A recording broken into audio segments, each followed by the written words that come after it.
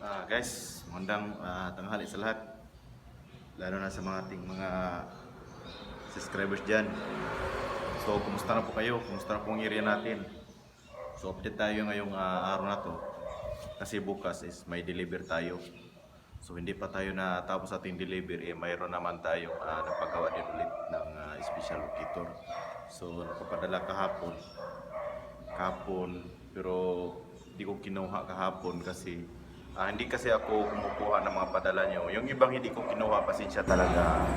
Yung hindi ko na kinuha sa Palawan yung mga pinadala nyo kasi wala kayong abiso eh. Hindi naman ako na nang hahabol sa inyo na yung pira nyo kasi wala namang libur diyan. So, si balik price na tayo, di ba? So sa hindi ko nakuha kasi malaking pasensya po talaga na hindi ko talaga kukunin yung pera nyo. So yung kinuha ko lang kanina is dalawa lang. So 7 lahat na nagpadala sa akin na hindi ko kinuha. Pero dalawa lang kinuha ko sa 7. So yung iba is pasensya na po. So kung gusto niyo ipakuha sa akin is magtawag kayo sa akin para mag-usap tayo ng maayos. So hindi naman ibig sabihin na napigpakipot ako. So ang akin lang talaga na is magpaalam po sa akin na kung magpagawa kayo para hindi tayo malilito, para hindi yung locator natin is hindi mapunta sa iba, di ba? Ganun lang. So yung nagbayad tapos napunta sa iba. So ganun lang. So ito po ang ating deliver bukas. Dalawang arometer at saka tatlong special locator at saka manual locator. Ito siya. Yan na po ang i-deliver natin bukas. So yan ang arometer natin. Ito po yung ating mga locator. So yan. Pakita natin ang ating locator. Yan po ang ating locator. So yan po ang i-deliver natin bukas. So bukas na po yan. Sa mga may-ari niyan is tatawagin ko. So yung pinadalhan ko nung nakaraang araw, yung mga resibo is hindi ko natatawagin dito kasi narating na sa kanila. So hindi na pwede natin gawin video yun kasi matagal na, mga 2 days na siguro ng iba nakuha na, diba? So ito na lang na ipadala natin para tatawagin natin para padala bukas. So sa aurameter Samuel Unan Balili La Trinidad. Sir, ano ba itong La Trinidad? Binggit ba to?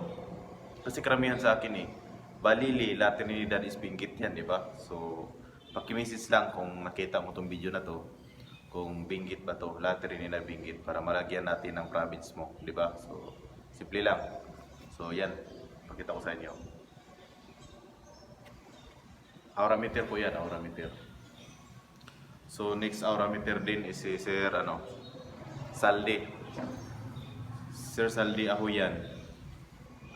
Ito kasi yung address kasi lagi ko nang pinaulit-ulit sa inyo na yung address ibigay nyo, yung LBC branch address lang para madali lang kasi tulad nito sobrang haba, di ba? So mahirapan tayo. So LBC branch lang, okay lang pag ibibigay para medyo kunti tulad nito kang Sir Cristel, di ba? So short lang siya. So kang Sir Saldi Ahuyan. Pero dati ko itong customer. Parang dati ko itong customer Dati pa to. CCM Exit Don Mariano Marcos Bayumbong Nueva Vizcaya Province 3700. Yan po. Aurameter po sa kanya. Sir, maraming salamat. Shout out po dyan sa Nueva Vizcaya. Malakas tayo dyan. Nueva Vizcaya at saka Nueva Ecija. Malakas tayo dyan. So ito po.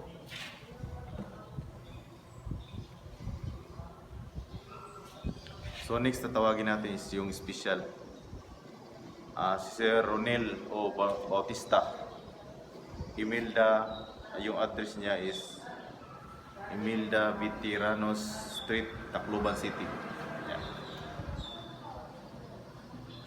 So shout out sa Tacloban para malakas na tayo dyan. Maraming nag-order dyan taga Tacloban eh.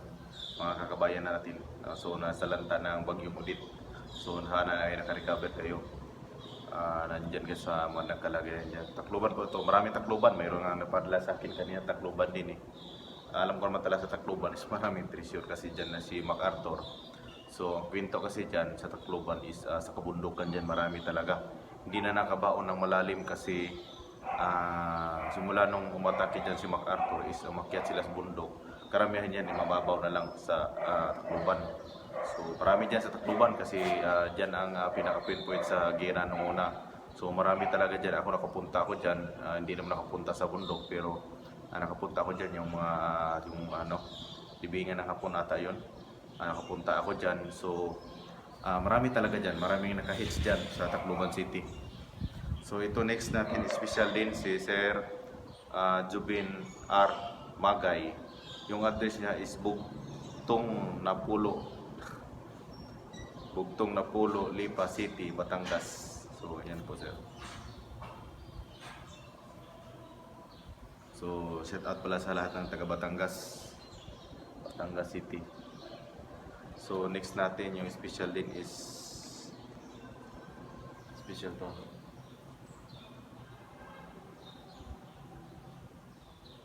Ito ata si Christine. Basta special to. So next natin si Cristel Ladaga. Cristel Ladaga, Putik, Zamboanga City. Zamboanga City yan, Batangas pala yung isa. So shout out lahat sa taga Zamboanga City. Zamboanga Sibugay. Para pareha lang ata yan. Diba? Zamboanga Sibugay at Zamboanga City. So next natin is Sir Jojo Bison Curtis. Sir Jojo Bison Curtis, Block 6, Lot 7, Marcelo 1, Exit, Bagong Bayan, Taguig City. Shout out sa lahat ng Taguig City. So yan po ang address ng kang Sir Jojo Bison. So bukas na po yan, deliver. So next natin is Jesus B. Molina, Lupag, Malintubuan, Labason, Zamboanga del Norte. Zamboanga del Norte pala to. Zamboanga del Norte. So yan po ang ating ipapadala bukas. So success na po tayo sa ating gawa. So mayroon na po tayong gagawin bukas kasi hindi tayo makabili ng materials ngayon kasi linggo. Wala pong nagbibinta. Ina muna tayo guys. Walang pan. Ito lang kasi nabili natin ang ating sobra na sa kanila eh. So hindi naman tayo pwedeng manghingi, di ba? Pagpagalitan tayo. Kasi nakasali pa to sila sa sa promo natin. So yung iba hindi na makahabol sa promo is wala na tayong magawa. So dami talaga mag-order ng special locator natin kasi yung special locator sinabi ko sa inyo is hindi yan paputol-putol, di ba? So dinemo ko na yan, di ka na pwedeng ulitin yan. Sure mag-demo ako ulit kung taka next week. Mag-demo ako about dyan ulit. Kasi yung iba dyan ay yung isang video lang ipinapanood nila. Hindi panoorin lahat. Daya nyo naman. Sana naman ay panoorin nyo para malaman yung mga video. So sa paghawak ng locator, halimbawa lang nito. Itong locator natin. So ang paghawak, hindi ganyan. Huwag mo akong gayahin. Dapat yung paghawak is ganyan. Eye level po. Dapat sukat mo yung mata mo at saka yung hawak mo. Ganito. Dapat makalibel yung mata mo para maging sight mo yung level ng locator mo. Hindi yung para kang matured ka na sa treasure hunter, yung sanay na sanay ka na sa locator. Okay yan. Pero kung baguhan ka pa, tapos yung hinawak mo is special locator, sensitive po ito. Sensitive po itong locator. Maraming talaga nakahawak nito is hindi nila maintindihan yung iba kasi bigla daw umikot, bigla talaga kasi sensitive to eh. Ang kailangan mo to lang talaga to is practicein mo. Sensitive talaga to. Kunting hatak lang is magtuturo talaga. Mayroon na bumili ito is 2 araw lang is alam na daw nila. So pag-aral nyo muna, hindi yung ibig sabihin na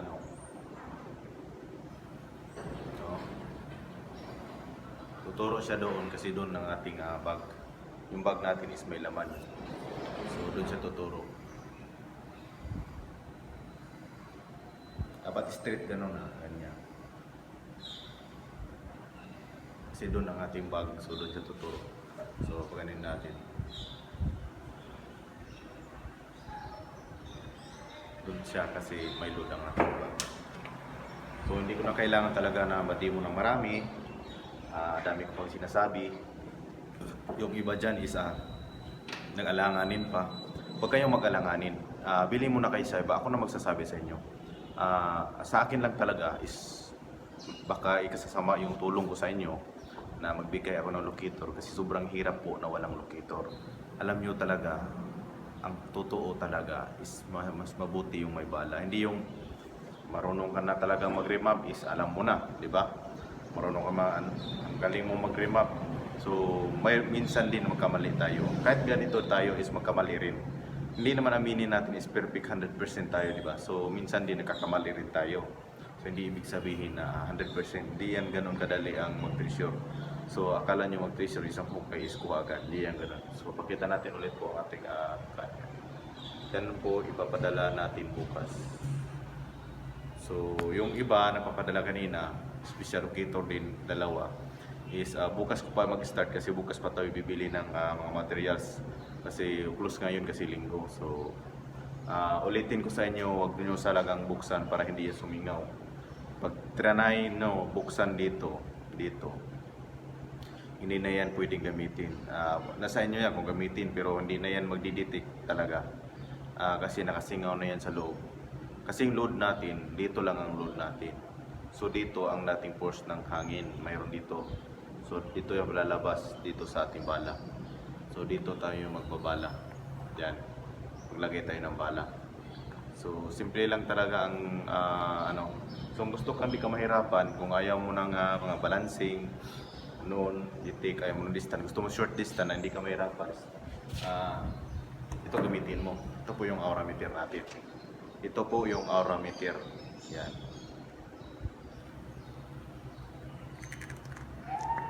Ito po ang aura meter natin. So, ang aura meter natin is ito na siya. So, yan po ang aura meter natin. So, yan. Ganda po ang ating aura meter. So, double load po yan. Hindi po yun one load. So, yung pendulum natin is may load. Hindi ibig sabihin na naglalagay lang tayo ng solid na copper bronze. Ilalagyan natin ng load para naman makahatak siya ng medyong malakas. Hindi yung dito lang tayo umaasa. Kasi ito ang pinakami natin na load. Ito ang load natin na pinakarami. So, hindi ibig sabihin na lagyan lang natin ng pendulum dito na bronze. Lagyan din natin ng load at na kunting liquid na ating nilalagay. So dito. So wag nyo lang tanggalin to kasi pag tinanggal nyo to, kasalanan nyo yan. So ito napaka-sensitive ng aura meter. Kahit ako gusto ko talaga aura meter. Kasi sensitive talaga siya at magandang gamitin kasi hindi mo na kailangan ng balance. So yung aura meter natin is nakaganyan. Hayaan mo lang siyang humahatak. Humahatak talaga siya. Minsan nga ay tutumba siya. Bigla lang siyang tutumba. Hahatakin talaga siya. Ito ang pinakamaganda sa hukay. Yung may hukay dyan na malalim na, ito po ang gagamitin na aura meter. So hindi ibig sabihin bibilihin mo to. Mayroon naman na iba dyan, dun ka na bumili. Wala namang problema, baka sabihin nyo, ay nagbibinta na naman si Mindanao Decoding sa ganitong gamitin nyo, pero wag kayong bumili sa akin, sa iba mo na ako bibili. Hindi ako pipilit sa inyo na bibilhin to. So ang gusto lang bumili nito, yan lang ang bibigyan ko. So magpagawa, hindi bili. So super ganda po ng ating aura meter po kasi double action yung wire niya. Ganyan. So ganyan ang locator natin. Magsi-search yan. Yan. Ganyan ang locator natin. Halimbawa ganyan locator. So ganyan yan. Magsi-search yan. So pag saan ang load, papunta siya doon. O, di ba? Papunta siya doon kasi doon ang load natin. O, pataas natin konti. Yan. Doon talaga siya kasi doon po ang ating tingnan nyo. doon po ang ating bag ilagay sa gilid. So doon siya talaga pupunta. So yan po ang ating aura meter. Yan, hindi ko talaga ginagalaw yan ha. Baka sabihin nyo ginagalaw ko. Yan po ang ating aura meter. Tingnan nyo ng kamay ko kung ginalaw ko ba. So yan ang ating bag sa gilid. So doon siya pumunta. So ganyan po ka-sensitive ang ating ginagawang gadget. So sa iba na hindi pa nakaalam is pag-aralan nyo muna talaga para masanay kayo na gamitin yan. So pag nasanay na kayo is super ganda na po yung gamitin. Ang aura meter is gamit yan sa hukay. Lalo na sa loob ka ng tunnel, sa loob ka ng cube. Yan ang pinakamaganda sa aura meter. So ang locator naman is pang point yan sa area. Halimbawa kung malayo ka pa, yan ang tuturo. Ang locator kasi wag mo lang gamitin yan sa hukay. Ito lang talaga masabi ko sa inyo. Yung locator is wag mo lang gamitin sa hukay. Ang locator ay nagtuturo lang yan kung saan ka pwede magbutas. So sa ilalim na is kailangan mo aura meter. Kasi ang aura meter is hindi na kailangan. Kasi nandyan ka sa hukay, mahirapan ka na tumiray, di ba? So nahirapan ka na magamit ng locator kasi kunting sagi lang, di ba? So ang maganda aura meter mo na lang. Kasi ang aura meter kung anong hatak doon ka na pumunta. So ganun lang po ang ating ginagawang gadget. So maraming salamat po sa naniwala sa akin, lalo na sa mga aking subscribers dyan, lalo mga watcher. Marami pong salamat sa inyo. Sana po ay makatulong. Congrats pala po.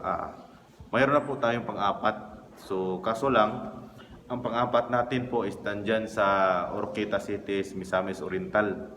Ang nakakuha po sa ating gamit niya is special locator din ang gamit niya. Pero hindi po gold ang nakuha niya. Ang nakuha niya is silver kutsara, 12 pieces at saka tinidor at mayroong parang rebulto na parang para siyang maliit lang siya pero ganito kalaki pero malaki yung tiyan na rebulto pangalan yan. Hindi ko kasi kilala yung mga ganyan. So meron siya nakuha at mayroon siyang nakuha din na mga bato na mga gemstone. 7 pieces ata yun. Tapos yung mga antique talaga yung kasama niya, mga sardine, mga ganun. Tapos mayroong mga banga na maliit. So yan po ang pang-apat natin, hindi lang gold ang nakuha niya, kundi silver lang at sa mga antique ang nakuha. Misamis Oriental po ang nakakuha sa ating pang-apat. So God bless po. So maging masaya na po kayo yan sir kasi mas mahal naman yan. So wag mo lang ibenta sa mga bagsak price. Yung halimbawa nang nagchat-chat sa iyo na na bibilhin ng ganyan. Sa totoo lang yan sir, ibibenta mo yan sa mga antique collector. Wag yung dyan sa mga tabi-tabi lang na mga bumibili. Kasi pagpirahan ka lang dyan, pagbili niya is 3,000, tapos pagbinta nila is 10,000 na pala yan. So naging logi mo, ikaw ang nagpapagod niyan. Tapos ibinta mo lang ng mura kasi mayroon talaga mga taong ganyan, hindi maiwasan na namimira talaga. So ibinta mo lang sa mga anti-collectors, marami naman dyan siya. Siguro kung idayo mo yan sa sa Cebu or sa Manila, marami bumibili yan. Huwag ka nang magbinta dyan sa mga gilid-gilid yung mga naglalako na bumibili ng mga antique. So pwede ka naman ibinta mo dyan sa So wag lang sa online. So yan po guys ang ating pang-apat, hindi gold po ang kuha niya kundi silver at sa mga banga at mga sardine. So yan lang po guys at maraming salamat po sa ating nanonood ng ating video. God bless po sa lahat at sana po ay tayong lahat is maka-heads din at matulungan ko kayo. Hindi yung iba diyan hindi naniwala, mga buzzer din. Yung mga buzzer natin diyan is nakaabang rin yan na mga video. Lalo na sa ating mga group chat, daming nagagalit kasi sinisiraan lang yung mga padikod nila. Nagpatulong sila pero inaabuso talaga. So walang pakialam yung leader kasi gusto niya paramihan lang ng member. So wala tayong magawa. So wag ka na kayong magpadikod sa group kasi hirap dyan. Sisiraan lang kayo. Tapos balang araw ay madadani ka sa kanila ay maging buzzer ka din. So sa pagtitreasure ay kailangan tiyaga, sipag at pagod. Andyan lahat. Pero bawi yan pag naka-hits ka. Isang hits mo lang is magbabago ng buhay mo. Yun lang po at maraming salamat. Happy New Year po at sana po ay sa lahat ng gustong magpagawa ng locator is mag-message na kayo sa akin sa baba. Huwag kalimutan mag-subscribe at pihitin yung notification bell. At huwag i-skip ang mga ads natin kasi makatulong yan sa iba, kasi itutulong rin yan natin sa iba, lalo na ngayon as nabagyuhan tayo ng Bagyong Odette. So maraming salamat, God bless po, at sana po ay pagpalain na kayo.